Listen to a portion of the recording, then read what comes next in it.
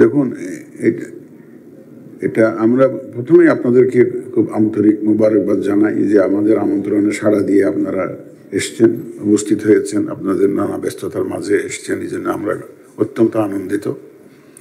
আপনাদেরকে আন্তরিক মোবারকবাদ। আসলে আমাদের পারপাস ছিল যে আমরা যেহেতু নতুন করে একটা লিস্টিং করেছি অবজারভার, লোকাল অবজারভারদের সংস্থাগুলোর, যদিও এর মধ্যে অনেকে পুরানো আছেন, কিন্তু নতুন করে লিস্টিং করেছি, তো আপনাদের সাথে জাস্ট একটু পরিচয় হয়, এটা হচ্ছে আমাদের মূল উদ্দেশ্য। পরিচয় হলাম, জানলাম যে কাদেরকে আমরা নিয়োগ দিলাম। আমরা আপনাদেরকে সহযোগী হিসাবে পেতে চাই। আমরা জাতিকে ওয়াদা দিয়েছি একটা সুষ্ঠু, সুন্দর এবং বিশ্বাসযোগ্য একটা নির্বাচন আমরা উপহার দিতে চাই জাতিকে। এটি ইলেকশন কমিশন একার পক্ষে সম্ভব নয়, সবাইকে মিলে এই জাতীয় দায়িত্বটা পালন করতে হবে। তা আপনারা দেখলাম যে এখানে অনেক পুরনো সংগঠন সংস্থা আছেন যারা ইলেকশন অবজারভারের দায়িত্ব পালন করেছেন। আমি অতীত নিয়ে কোনো ঘাটাঘাটি করতে চাই না, আমি অলওয়েজ সামনের দিকে তাকাতে চাই।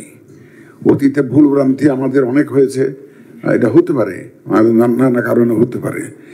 Late us forget about it, rather we should take lessons from the past.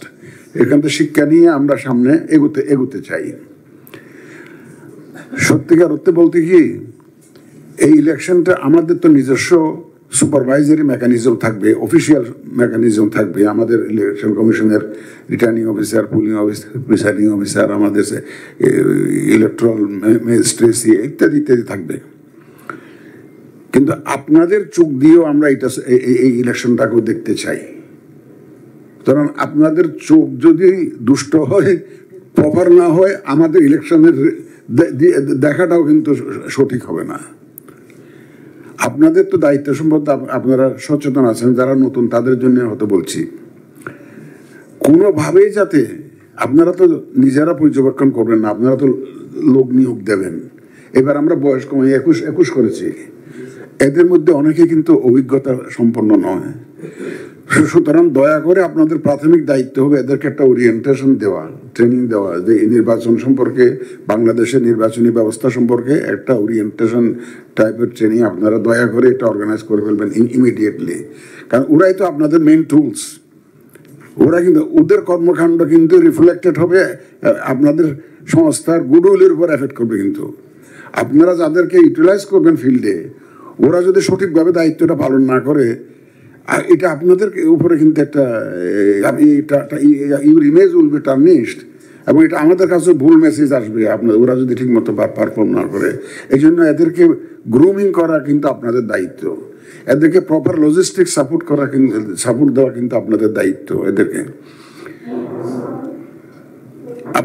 আপনাদের মাধ্যমে যেটা আমরা ইনশিওর করতে চাই, আমরা ইলেকশন যারা জড়িত থাকবেন, নির্বাচন কমিশন থেকে আরম্ভ করে ফিল্ড পর্যায়ে, আপনারা মূলত ফিল্ডে কাজ করবেন। ফিল্ড পর্যন্ত যারা আছে তাদের অ্যাকাউন্টেবিলিটিটা সম্পর্কে আপনারা রিপোর্ট করবেন।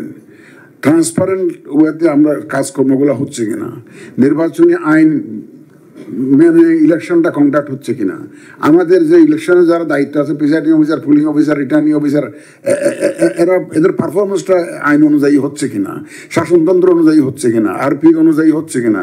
তাহলে এটা জানতে গেলে আপনার লোকজনত্ব এই আইনগুলো জানতে হবে, যে আপনি যদি weather our people are complying with the laws and rules, এটা যদি আপনি সার্টেন করতে চান তাহলে আপনাকে তো আগে জানতে হবে। সুতরাং আপনাদের রিপোর্টিংয়ের উপরে অনেক কিছু নির্ভর করছে। আমরা আপনাদের, আমি আগেই বলেছি, আপনাদের দৃষ্টি দিয়ে আমি ইলেকশন পুরো প্রসেসটাকে দেখতে চাই। আপনাদের ভূমিকা at different stages of the election process আপনাদের থাকবে। প্রি পোলিং এনভায়রনমেন্ট, এখন ক্যাম্পেইনের সময় কীরকম চলছে, ফর এক্সাম্পল ভোটের দিন কীরকম চলছে, কেন্দ্র ম্যানেজমেন্টটা কীরকম, আমার প্রিসাইডিং অফিসার কীরকম দায়িত্ব পালন করছে, আমার পুলিং অফিসাররা ঠিক মতো কাজ করছে কিনা, ভোটের বাক্স নিয়ে কোনো টানাটানি হচ্ছে কিনা, আমাদের ভোটারদের কোনো আসতে কোনো বাধা দেওয়া হচ্ছে কিনা, ইত্যাদি ইত্যাদি ইত্যাদি সম্পর্কে আপনারা আমাদেরকে রিপোর্ট দিবেন। এই রিপোর্টটা হইতে হবে বেসড অন গ্রাউন্ড রিয়ালিটিস। এটা ইনশিওর করার দায়িত্ব কিন্তু আপনাদের। আপনার যে যারা সোলজার্স থাকবে ফিল্ডে, ওরা প্রপার রিপোর্টিংটা করতে গেছে কিনা সেটার দায়িত্ব কিন্তু আপনাদেরকে নিতে হবে। আরেকটা জিনিস খালি খেয়াল রাখবেন, আমাদের যদি ম্যানেজমেন্টে কোনো গ্যাপস থাকে এবং আমাদের যদি কোনো প্রসিডিউরাল ল্যাপস থাকে, এটা যদি আমরা রিফর্ম করতে চাই, আপনাদের report will be very important. আপনারা তো সুপারিশ দিবেন যে এই কাজটা এইভাবে হচ্ছে, এটা বোধহয় এইভাবে করলে, ফাইনাল অ্যানালিটিক্যাল রিপোর্ট যখন দিবেন যে তখন তো একটা বলবেন যে এটা এইভাবে করলে বোধহয় ভালো হতো। আপনাদের এই সুপারিশ কিন্তু আমাদের ভবিষ্যতের জন্য পথ চালার একটা পাথেয় হবে কিন্তু আপনাদের এই সুপারিশগুলো, যেখানে কারণ গ্রাউন্ড থেকে আপনারা নিয়ে আসছেন। আর আমার একটা মূল আপিল হচ্ছে, ফর গডস সেক, আমাদের বাংলাদেশিরা কিন্তু খুব বেশি রাজনীতি সচেতন। এখন আপনাদের যাদেরকে এনগেজ করবেন তারা যদি ওখানে গিয়ে রাজনীতিতে জড়িয়ে পড়ে তাহলে কিন্তু একদম ড্যামেজ হয়ে যাবে, সব কিছু ড্যামেজ হয়ে যাবে। আপনাদের যাদেরকে নিয়োগ করবেন প্লিজ চেক করবেন যে তারা কোনো রাজনীতির সাথে কোনো জড়িত আছে কিনা, কোনো রাজনীতির সাথে জড়িত লিঙ্ক, কোনো পার্টির সাথে জড়িত এবং মিছিল মিটিংয়ে গিয়েছে বা জড়িত আছে, কোনো পার্টির সাথে লিঙ্ক আছে, এরকম কাউকে দয়া করে নিয়োগ দিবেন না। এবং আপনাদের লোকজনরা যাতে কোনো দলীয় প্রচারণায় যাতে না যায়, ওরা কোনো ভোটে ইনফ্লুয়েন্স না করে, কোনো ভোটারকে বলেন এই মার্কায় ভোট দাও, ওই মার্কায় ভোট দাও, এগুলো যাতে না করে। সুতরাং এই জিনিসটা কিন্তু আপনারা দয়া করে তাদেরকে আন্ডারস্ট্যান্ডিংটা দিন। ওদের দায়িত্ব হবে to observe, not to intervene. একটা অনিয়ম হচ্ছে, ইন্টারভেন করার দায়িত্ব ওনার না, কিন্তু আপনার লোকের না, ওটা বন্ধ করার দায়িত্ব ওনার না। ওনার দায়িত্ব হচ্ছে যে অনিয়ম যে হচ্ছে এটা রিপোর্ট করা, অনিয়ম যে হচ্ছে এটা রিপোর্ট করা, রিপোর্টটা আপনারা জানাবেন। কিন্তু প্লিজ তাদেরকে আন্ডারস্ট্যান্ডিং দিবেন যে তুমি একজন ভোটার ঠিক মতো ভোট দিচ্ছে, তাকে ধরে ধরে লাইনে আইনে দিলেন, একটা মহিলা কষ্ট পাচ্ছে, আপনি তারা লাইনে আইনে ঢুকাইয়া দিলেন, এই কাজ আপনার না, এই কাজ আপনার না। আপনি হয়তো বলতে পারেন, আপনার লোক বলবে যে বৃদ্ধ মহিলা এসছে, উনি প্রপারলি ওনাকে কেয়ার টেকিং করার জন্য তেমন কেউ ছিল না, এই কথাটা বলতে পারেন যদি। সুতরাং আর একটা জিনিস কি ভাই,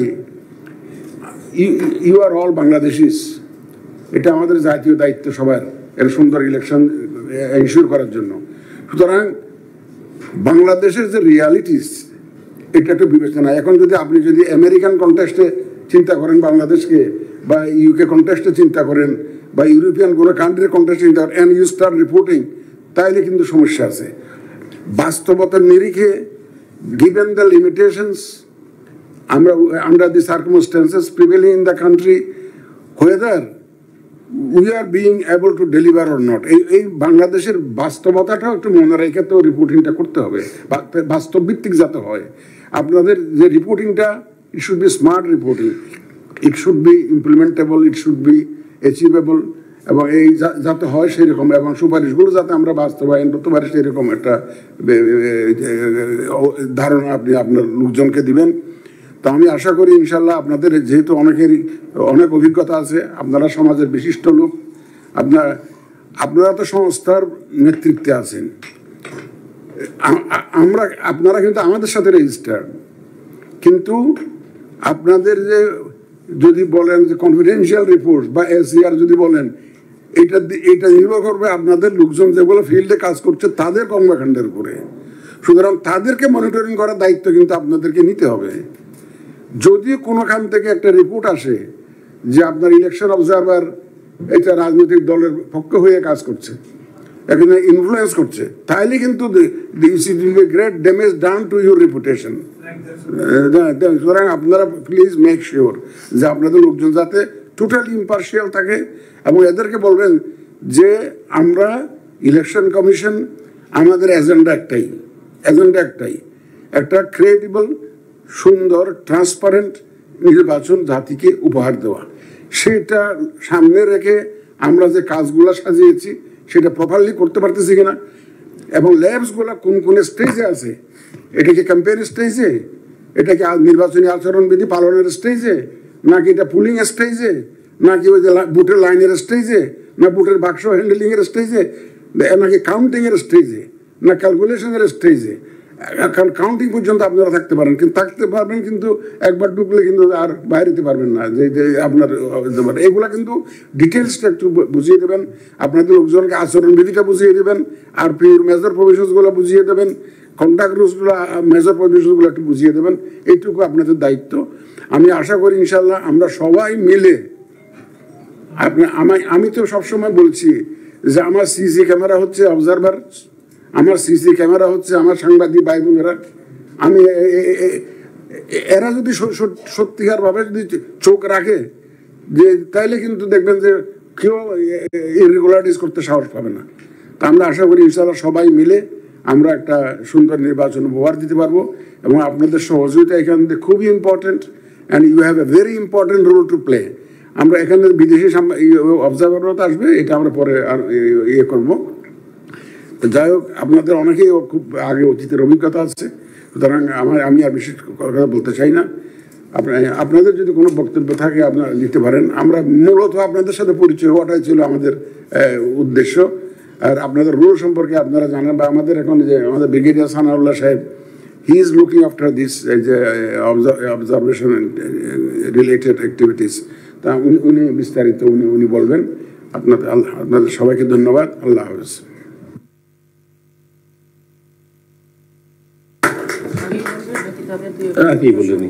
না, তাহলে কথা কমে যাবে। ধন্যবাদ স্যার। বিসমিল্লাহির রহমানির রহিম। মাননীয় প্রধান নির্বাচন কমিশনার মহোদয়, সম্মানিত সহকর্মী নির্বাচন কমিশনার বৃন্দ এবং পর্যবেক্ষক সংস্থার নেতৃস্থানীয় ব্যক্তিবর্গ, প্রতিনিধিবৃন্দ, আমার সহকর্মীবৃন্দ, আসসালামু আলাইকুম। আমার কথার একটা বড় অংশ স্যারের কথায় চলে এসছে, সেগুলো আমি রিপিট করব না। আমি আপনাদের সামনে যে পর্যবেক্ষণ নীতিমালা 2025 দেয়া হয়েছে, আমি নিশ্চিত আপনারা এটা ইতোপূর্বে দেখেছেন, না দেখে থাকলে বর্তমানে দেখেছেন। আমি এই পর্যবেক্ষণ নীতিমালার মধ্য থেকে কয়েকটা বিষয়কে সামনে নিয়ে আসবো স্পেসিফিক্যালি। এইগুলো নিয়েই আমাদেরকে কাজ করতে হবে এবং আপনাদের দৃষ্টি আকর্ষণ করব। সবকিছু শুরুতেই আমি আপনাদেরকে অভিনন্দন জানাতে চাই যে আপনারা যাবতীয় রিকোয়ারমেন্ট ফুলফিল করে নিবন্ধনের শর্ত পূরণ করে নিবন্ধন লাভ করেছেন। আমাদের এবারে নির্বাচন কমিশনের সাথে 300-র অধিক প্রতিষ্ঠান আবেদন করেছিল এবং এই 300-র অধিক প্রতিষ্ঠানের মধ্য থেকে আপনারা 81টি প্রতিষ্ঠান চূড়ান্তভাবে নিবন্ধন লাভ করেছেন। অভিনন্দন। আমি একটু র্যান্ডম ভাবে বলবো যে as it comes to my mind.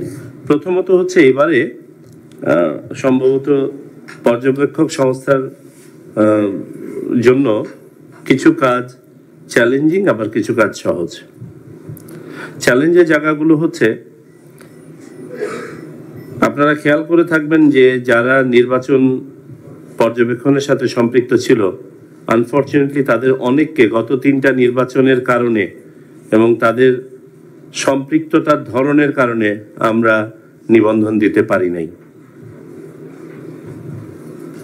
So প্রথম জিনিসটাই হচ্ছে আমাদের ওই অতীতের যে খারাপ উদাহরণ সৃষ্টি হয়েছে, এই ধরনের উদাহরণ আমরা আর সৃষ্টি করতে চাই না, কোনো অবস্থাতে নাই, পর্যবেক্ষকদের মাধ্যমে তো নয়ই। সুতরাং এটা আপনাদের জন্য একটা চ্যালেঞ্জ যে not to repeat what has happened in the past.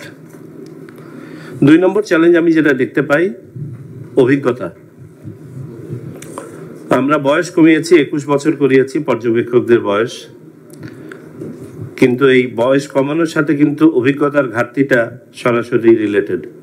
এই ঘাটতিটা কাটিয়ে ওঠার জন্য প্রশিক্ষণ, অবহিতকরণ, এইগুলো আপনাদেরকে করতে হবে আপনাদের পর্যবেক্ষকদেরকে। এবং নীতিমালার মধ্যেও বলা আছে যে নির্বাচনী আইন, সংশ্লিষ্ট আইন এবং বিধিমালা সম্পর্কে যেন ক্লিয়ার ধারণা থাকে পর্যবেক্ষকদের। পর্যবেক্ষণের কাজটি 3টি দিনের মধ্যে সীমাবদ্ধ নয়। Excuse me. পর্যবেক্ষণের কাজটি অ্যাকচুয়ালি এখন থেকেই প্রস্তুতি কাজ শুরু, আজকে থেকে আপনাদের প্রস্তুতি কাজ শুরু। আমাদের একটা গাইডলাইন এখানে দেয়া আছে, এই পর্যবেক্ষণ গাইডলাইন। এখানে বিশেষ করে ডুজ অ্যান্ড ডোন্টস দেওয়া আছে, যে করণীয় অকরণীয়। কিন্তু পেশাদার পর্যবেক্ষক সংস্থাদের নিজস্ব কিন্তু একটা ডুজ অ্যান্ড ডোন্টস, আরো স্পেসিফিক অ্যাক্টিভিটি ওরিয়েন্টেড করা থাকে। আমি দেখেছি অনেকের আছে, খুব সুন্দর, ভেরি কম্প্রিহেন্সিভ। একজন 21 বছর বয়সী 22 বছর বয়সী পর্যবেক্ষকের পক্ষে হয়তো বা ডুজ অ্যান্ড ডোন্টস এর সব মানে করা সম্ভব নয়। ওনারা করেছেন কি, এইগুলোকে ভেঙে অ্যাক্টিভিটি করে দিয়েছেন, যে কোন কাজটা করা যাবে কোন কাজটা করা যাবে না, আরো ভেঙে দিয়েছেন। সুতরাং এখানে আর কোনো অ্যাম্বিগুইটি নাই। এই কাজটা আমার মনে হয় সবাইকে আপনাদের করতে হবে। সো এগুলো গেল চ্যালেঞ্জের জায়গা। এখন অ্যাডভান্টেজের জায়গা কোনটা? অ্যাডভান্টেজের জায়গা হচ্ছে আপনারা নিশ্চিত থাকেন বাংলাদেশের ইতিহাসে সবচেয়ে স্বচ্ছ নির্বাচন হতে যাচ্ছে 2026 সালে, নিশ্চিত থাকেন। এবং এই স্বচ্ছতার ব্যত্যয় যারা ঘটাবে তাদেরকে নির্বাচন কমিশন ন্যূনতম ছাড় দিবে না, এই ব্যাপারে নিশ্চিত থাকেন। নির্বাচন কমিশন স্বচ্ছ থাকবে, নির্বাচন কমিশনের চেনে যারা কাজ করবে তারা স্বচ্ছ থাকবে। সুতরাং আপনাদের কাজ করার প্রথম ক্ষেত্রটাই থাকবে অত্যন্ত স্বচ্ছ। এটা আপনাদের জন্য একটা হিউজ অ্যাডভান্টেজ। আর দ্বিতীয় অ্যাডভান্টেজ যেটা হচ্ছে, আমরা বিশ্বাস করি যে এবারের নির্বাচন ইনশাল্লাহ অংশগ্রহণমূলক হবে, ভোটার টার্ন আউট অনেক হাই হবে। আর যেসব নির্বাচনে ভোটার টার্ন আউট অনেক হাই হয় সেখানে অনেক কিছুই স্বাভাবিকভাবে উবে যায়। তো ইনশাল্লাহ সেগুলো আপনারা পাবেন। এমনি পরিবেশ পরিস্থিতি, রাজনৈতিক আপনার প্রেক্ষাপট, এগুলো সম্বন্ধে আপনারা জানেন। এবং সেসবের কারণে 2024 সালের অগাস্ট পরবর্তী সময়ের বাস্তবতায় যেসব চ্যালেঞ্জেস আছে সেগুলো সম্বন্ধে আপনারা অবহিত আছেন, সেগুলো আমি আর রিপিট করতে চাচ্ছি না। আপনাদের নির্বাচন পর্যবেক্ষক সংস্থার কাজ কিন্তু অনেক ব্যাপক এবং উদ্দেশ্যগুলো আমাদের ধারা 3-এ দেয়া আছে, দয়া করে পড়ে দেখে নেবেন। নির্বাচন এই একটি সংস্থা যাদের কাজ হচ্ছে বর্তমান সময়ের জন্য কম, ভবিষ্যতের জন্য বেশি। নির্বাচন পর্যবেক্ষক সংস্থার প্রতিবেদনের উপর ভিত্তি করে আগামী নির্বাচন আরো অর্থবহ, আরো ভালো হয়ে থাকে।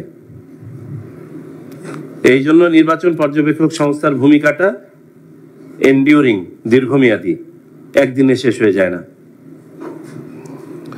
আপনাদেরকে যে নিবন্ধনটা দেওয়া হয়েছে এটা 5 বছরের জন্য প্রযোজ্য এবং এই নীতিমালাতেই বলা আছে এই 5 বছরের মধ্যে 1টি জাতীয় নির্বাচন এবং 4টি স্থানীয় সরকার নির্বাচন এই নিবন্ধনের মাধ্যমে আপনারা কভার করতে পারবেন। আপনাদের প্রতিবেদনের ব্যাপারে বলি, আপনাদের 3 ধরনের প্রতিবেদন জমা দেওয়া লাগবে নির্বাচন কমিশনে। নির্বাচন শেষ হয়ে যাওয়ার পরপর 7 দিনের মধ্যে প্রাথমিক প্রতিবেদন এবং 1 মাসের মধ্যে বিস্তারিত প্রতিবেদন। এটা হচ্ছে নির্বাচন কেন্দ্রিক প্রতিবেদন। আর দ্বিবার্ষিক আপনাদের প্রতিষ্ঠান সংক্রান্ত যে প্রতিবেদন সেটা হচ্ছে দ্বিবার্ষিক প্রতিবেদন। এটা দেয়া আছে এই নীতিমালার ভিতরে, এটা একটু খেয়াল করবেন। আমি মনে করিয়ে দিচ্ছি পয়েন্টগুলো। শুধু প্রচলিত আইন মেনে চলার ব্যাপারে বলা আছে। প্রচলিত আইন যখন আমরা বলছি laws of the land and আইন, বিধি ইত্যাদি রিলেটেড টু ইলেকশন, এইগুলো যেন আমরা সবাই মেনে চলি। আপনাদের নিয়োগের ক্ষেত্রে আমি একটু দ্রুত যাচ্ছি, যেহেতু পয়েন্ট অনেকগুলো আছে, শেষ করে ফেলি, তাহলে আপনাদের কথা বলতে সহজ হবে, কথা কমে আসবে। আপনাদের নিয়োগের ক্ষেত্রে বলা হয়েছে যে আপনাদের অবজারভাররা যে এলাকার ভোটার সেই এলাকায় অবজারভেশনের কাজ করবেন না, এটা খেয়াল রাখতে হবে। আমাদের প্রধান নির্বাচন কমিশনার মহোদয় যে জিনিসটা বলেছেন এটা হচ্ছে একদম বেসিক বেডরক, একদম মৌলিক ফাউন্ডেশন, যে কোনো অবস্থাতেই কোনো পার্টিজান বিহেভিয়ার, পক্ষপাতিত্বমূলক কোনো আচরণ করা যাবে না, যাবে না, যাবে না। এবং এই ধরনের অভিযোগ যদি আসে, আল্লাহ না করে, ব্যক্তি অবজারভারের চেয়ে ক্ষতিগ্রস্ত হবেন প্রতিষ্ঠান, বর্তমান নির্বাচনের জন্য, ভবিষ্যৎ নির্বাচনের জন্য। এটা সবাইকে খেয়াল রাখতে হবে যে কোনোভাবে আমরা মানুষ, আমাদের একটা সমর্থন থাকতে পারে, কিন্তু not in our professional dispensation. আমি যখন পেশাদার পর্যবেক্ষক হিসেবে কাজ করছি তখন আমাদের এটার প্রতিফলন ঘটানোর কোনো সুযোগ নাই। আপনাদেরকে আমরা বলি, আমরা অত্যন্ত সহজভাবে দেখার চেষ্টা করেছি। আমাদের কাছে মাঠ পর্যায়ে যে প্রতিবেদন ছিল সেই প্রতিবেদনে অনেক সংস্থা সম্বন্ধে বলা হয়েছে যে এই সংস্থায় অমুক রাজনৈতিক দলের সমর্থকদের আধিক্য আছে। আমরা এটাকে ওভারলুক করেছি আমরা শুধু দেখেছি যে কোনো রাজনৈতিক দলের অফিস বেয়ারার আছেন কিনা কোনো প্রতিষ্ঠানে, যে অতীতে কোনো একটা পদবি ধারণ করেছিলেন কোনো একটা রাজনৈতিক দলের যে কোনো স্তরে, তাদেরকে আমরা নিবন্ধন দেই নাই। কিন্তু সমর্থক আছেন মর্মে আসছে, আমরা কিন্তু না করি নাই এই জন্য যে সমর্থক তো গায়ে লেখা থাকে না, কিন্তু মানুষ জানে কিন্তু আপনার পরিচয়। সুতরাং আপনার জন্য চ্যালেঞ্জটা কিন্তু ডাবল। এই পারসেপশনের উপরে উঠে এসে কাজ করা, এটা কিন্তু ডাবল চ্যালেঞ্জ। আমি জানিয়ে দিলাম খোলামেলা, আমাদের there is no lack of transparency। আমি যা মাঠ থেকে এসছে তা আপনাদেরকে বলছি। আপনাদের অনেক আত্মীয় স্বজন, নিকট আত্মীয় হয়তোবা রাজনীতি করেন, এরকম আছেন, আমি জানি, আমরা দেখেছি, আমাদের প্রতিবেদনে এসছে, তাদেরকে আমরা দিয়েছি। কারণ পেশাদারিত্বের জায়গা থেকে আমরা বিশ্বাস করতে চাই যে আপনারা নিকট আত্মীয়, এই নীতিমালা অনুযায়ী আমরা তাদেরকে বাদ দিতে পারতাম, কারণ এখানে অপশনাল ছিল ব্যাপারটা, যে স্বার্থ সংশ্লিষ্ট কথা বলে একটা জিনিস বলা আছে, কিন্তু আমরা সেটা করি নাই। কারণ আমরা এমনিতেই ওই যে বললাম, একটা সংখ্যক পর্যবেক্ষককে আমরা নিতে পারছি না, আমরা আরো কমাতে চাই না, আমরা বাড়াতে চাই। প্রসঙ্গত বলে রাখি, আমাদের একটা পার্টিসিপেটরি ইলেকশনে অতীতের অভিজ্ঞতায় দেখেছি 1 লক্ষ থেকে 2 লক্ষাধিক পর্যবেক্ষক নিয়োগ হয়েছে, সর্বোচ্চ নিয়োগ হয়েছে 2 লক্ষ প্লাস পর্যবেক্ষক। সুতরাং আপনাদের ইনভলভমেন্টটা কোন লেভেলের হতে পারে এটা নিজেরাই উপলব্ধি করতে পারছেন। আমরা চাই না যে সংখ্যা আরো কমে আসুক। আমাদের শিডিউল ঘোষণার 10 দিনের মধ্যেই আপনাদের পর্যবেক্ষকের তালিকা কিন্তু সাবমিট করতে হবে, শিডিউল ঘোষণার 10 দিনের মধ্যেই। সুতরাং আপনাদেরকে এখন থেকে কাজ শুরু করতে হবে। আপনারা জানেন আমরা শিডিউলের ব্যাপারে অলরেডি ঘোষণা দিয়ে বলে রেখেছি যে ডিসেম্বরের প্রথম অর্ধেই আমাদের শিডিউল ঘোষণা হবে। তার মানে আপনাদের হাতে কিন্তু খুব একটা সময় নেই, আপনাদের তালিকা প্রস্তুত হাতে থাকতে হবে। শিডিউল ঘোষণার পরপরই উইদিন 10 ডেজ এটা নির্বাচন কমিশনে সাবমিট করতে হবে। এলাকা ভিত্তিক, সেই এলাকাটাও কিভাবে হবে বলা আছে আমাদের নীতিমালায়, থানা ভিত্তিক, উপজেলা ভিত্তিক অথবা আসন ভিত্তিক। ভ্রাম্যমাণ অবজারভারের ব্যাপারে বলা আছে যে আপনারা অনন্য 5 জন ভ্রাম্যমাণ অবজারভার নিয়োগ করতে পারবেন, অনন্য 5 জন একটা টিমে। শিক্ষাগত যোগ্যতার ব্যাপারে বলা হয়েছে যে এইচএসসি পাস ন্যূনতম হতে হবে, সেটা তো আপনারা অনুসরণ করবেনই। আমার এখানে শুধু একটা জিনিস অ্যাপিল থাকবে, মানে মানসম্মত অবজারভার যদি না পাওয়া যায় তাহলে খালি থাক, মানহীন অবজারভারের দরকার নেই। তারা আপনাদেরও ভাবমূর্তি ক্ষুণ্ণ করবে, আমাদের নির্বাচন ইয়েটাকেও ক্ষুণ্ণ করবে।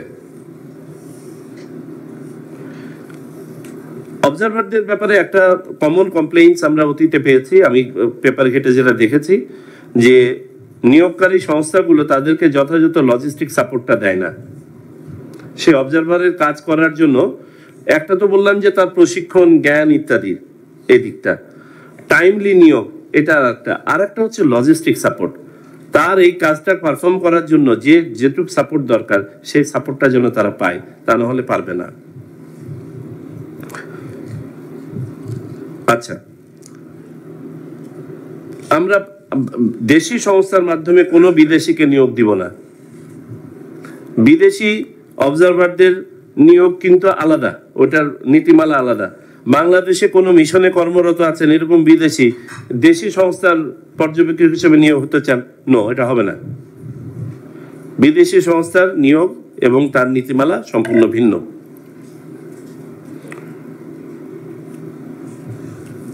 আচ্ছা, আমাদের আরপিওর ধারা 12-তে বলা আছে যে কারা কারা নির্বাচনের জন্য অযোগ্য। যারা নির্বাচনের জন্য অযোগ্য তারা অবজারভার হওয়ার জন্য অযোগ্য, এটা আমাদের নীতিমালায় বলা আছে। এটা নিশ্চিত করতে হবে। আরপিওর 12 ধারাটা আপনারা পড়ে দেখে নেবেন। সংস্থার সাথে সম্পৃক্ত নয় এমন কেউ ফ্রিল্যান্স কোনো অবজারভার হবে না। ফ্রিল্যান্স সাংবাদিক হতে পারে, ফ্রিল্যান্স অবজারভার হবে না। অর্থাৎ একজন অবজারভারকে অবশ্যই আমাদের নিবন্ধিত কোনো না কোনো প্রতিষ্ঠানের মাধ্যমেই পর্যবেক্ষকের দায়িত্ব পালন করতে হবে, ব্যক্তিগত উদ্যোগে কেউ হবে না। অবজারভেশনের ডিউরেশনটা হচ্ছে মোট 3 দিন, নির্বাচনের আগে 1 দিন, নির্বাচনের দিন এবং নির্বাচনের পরের দিন, এই 3 দিন। কিন্তু আপনাদের কার্যক্রম কিন্তু দীর্ঘ। যদি কোনো এলাকায় একাধিক পর্যবেক্ষক সংস্থা পর্যবেক্ষণের জন্য আবেদন করেন, নির্বাচন কমিশন সিদ্ধান্ত নিয়ে জানিয়ে দিবে, তথা রিটার্নিং অফিসার বা অ্যাসিস্ট্যান্ট রিটার্নিং অফিসার আপনাদেরকে সিদ্ধান্ত নিয়ে জানিয়ে দিবে যে ওখানে ডিভিশনটা কি হবে, কে কোন এলাকা দেখবে। কেন্দ্রে এবং কক্ষের কার্যক্রম নিয়ে আপনাদেরকে একটু বলি। কেন্দ্রে উপস্থিতি, ভোটার এলাকায় উপস্থিতি, এটা আনলিমিটেড টাইমের জন্য ঠিক আছে, যতক্ষণ ইচ্ছা ততক্ষণ থাকবে। কিন্তু ভোট কক্ষের মধ্যে লিমিটেড প্রবেশ, এটা প্রিজাইডিং অফিসারের সাথে কথা বলে করতে হবে, কারণ ভোট কক্ষের ব্যবস্থাপনাটা যেন কোনোভাবে বিঘ্নিত না হয়। এই সেম অ্যাপ্লাইজ টু আওয়ার সাংবাদিক ভাই বোনেরা। আর কোনো অবস্থাতেই ভোট কক্ষের ভিতরে আবার যে গোপন কক্ষ আছে, যেখানে আমরা মানে সিলটা দেওয়া হয়, এখানে কখনোই পর্যবেক্ষকরা ঢুকবেন না। ভোট কক্ষের মধ্যে যখন ঢুকছেন, তখন ভোট কক্ষে ঢোকার জন্য যে প্রোটোকলটা আছে, যে কোনো ডিভাইস নিয়ে ঢোকা যাবে না ইত্যাদি, সেটা কিন্তু অনুসরণ করতে হবে। ওকে, ভোট গণনার সময় উপস্থিতি। জি হ্যাঁ, ভোট গণনার সময় একজন পর্যবেক্ষক থাকতে পারবেন, তবে শর্ত হচ্ছে তিনি গণনার শুরু থেকে শেষ পর্যন্ত থাকতে হবে ওখানে। মাঝপথে যদি বেরিয়ে যান তাহলে তিনি আর ঢুকতে পারবেন না। আমাদের নতুন করে আপনারা জানেন যে এবার পোস্টাল ব্যালট, উল্লেখযোগ্য সংখ্যক হারে পোস্টাল ব্যালট এবার সংগৃহীত হবে। সেটার জন্য একটা ডিফ্যাক্টো কেন্দ্র থাকবে রিটার্নিং অফিসারের অফিসে, যেখানে পোস্টাল ব্যালটগুলো গণনা হবে। সেখানেও আমাদের পর্যবেক্ষক একজন হাজির থাকতে পারবেন।